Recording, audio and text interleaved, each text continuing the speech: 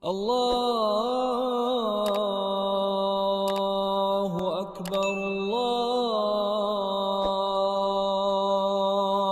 Akbar. Тозақтықтарда нақты күллісі қалып, жәннаттықтарға да кіретіндер кірген кезде бір оқиғаны Аллах Тағаланың даналығы қалаған.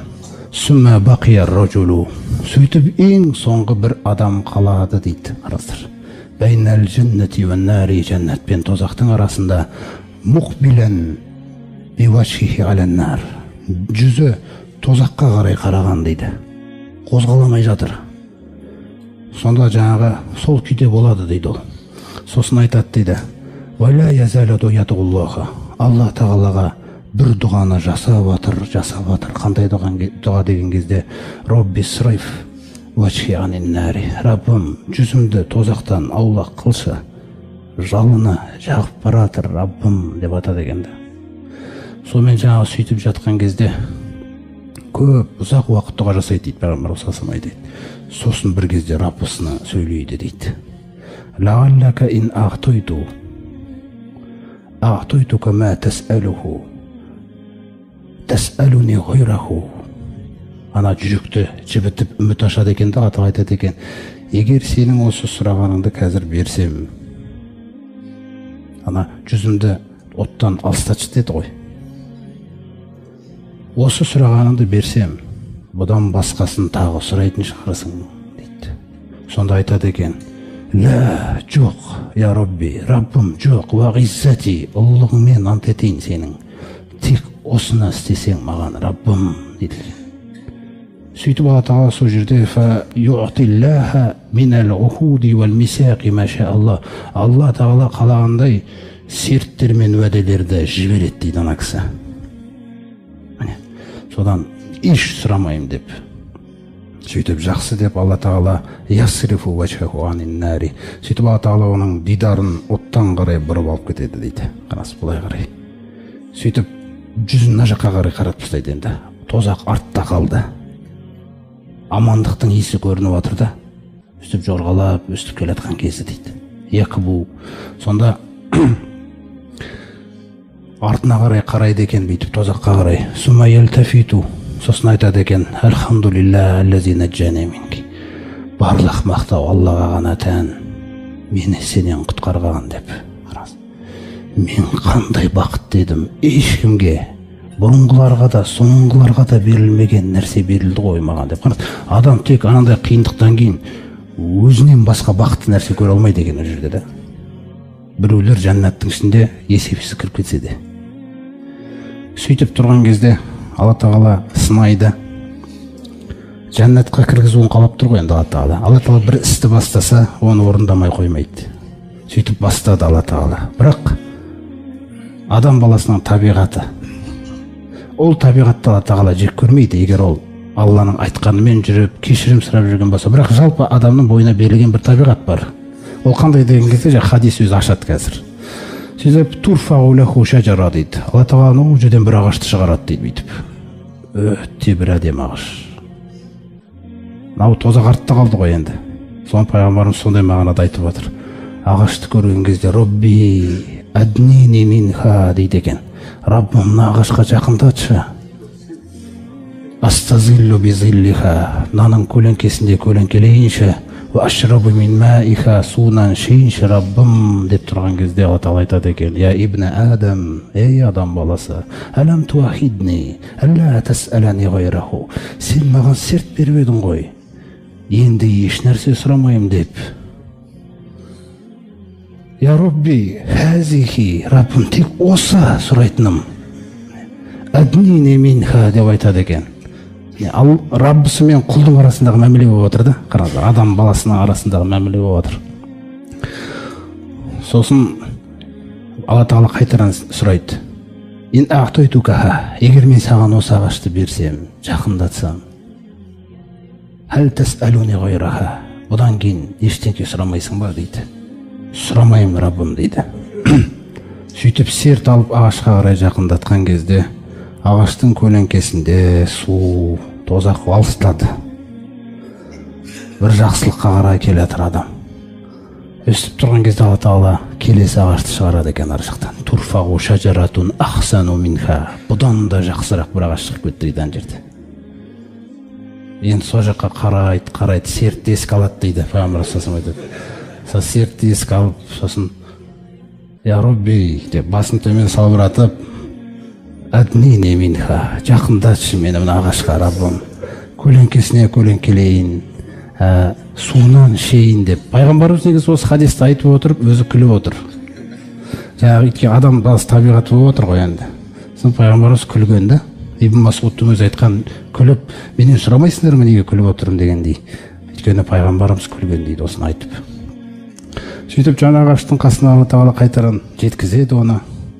О жақтан да айтады, енді ештеңке сұрамаймын деп. Өстіп тұрған кезде Алла Тағала үшінші ағашты шығарады ғой ар жақтан. Шажаратан ахсану минал улаяйни. Мына екі ағаштан да әдемі.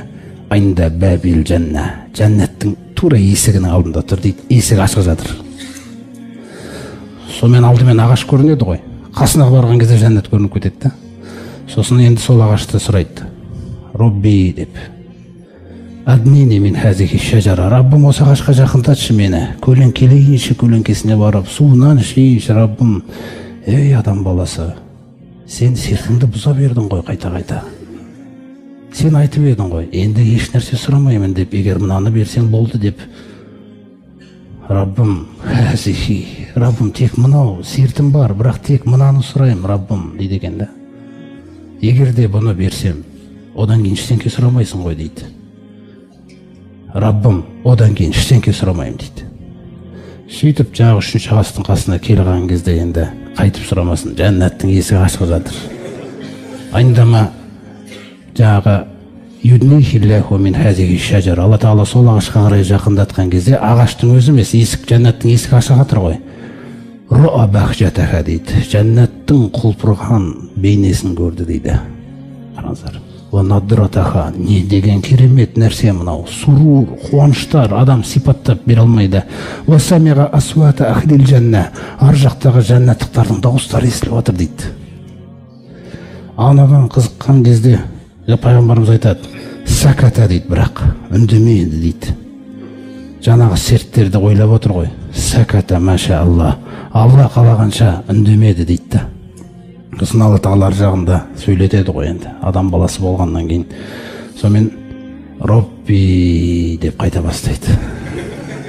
Раббым, адхилнил жанна. Жәннатқа кіргізші мені, Раббым деп.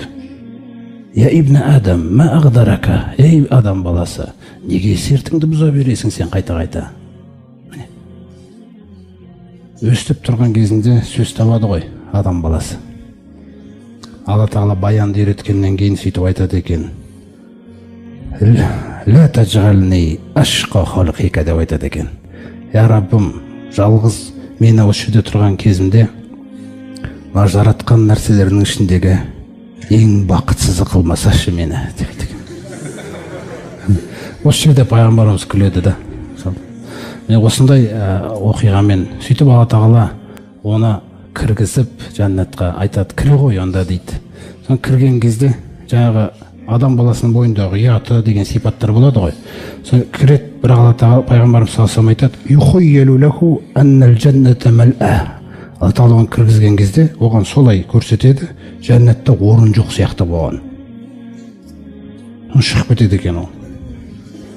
Ей құлым, неге шығып кеттің сен? Раббым, толып тұр ғой. Адхилил жанна, кір бар. Кіреді екен, қайтадан жаңа толып тұрған бейнені көрсетеді екен Алла Тағала. Раббым, мынау толып тұр деп.